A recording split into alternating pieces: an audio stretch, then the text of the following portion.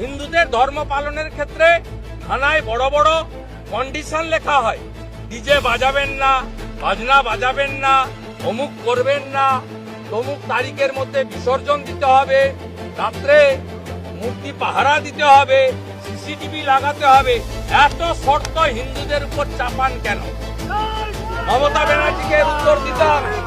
মমতা ব্যানার্জি হিন্দুদের আঘাত করে মহাকুম্ভকে মৃত্যু কুম্ভ বলেন কেন?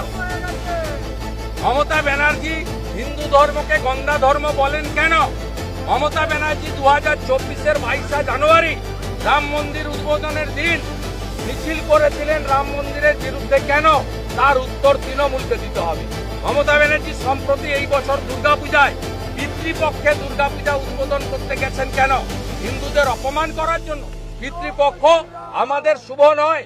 যাদের বাবা মা গত হয়েছেন তারা পিণ্ড দেওয়ার জন্য গয়া যান পিতৃপক্ষে। আপনি পিতৃপক্ষে উদ্বোধন করেন এবং বৃষ্টি পড়ছে, ছাতা ব্যবহার করেননি, একটা কাপড় ব্যবহার করেছেন এবং সেই কাপড়টা কানটাকে বের করে রেখে। কেন? কানে কি জল পড়ে না?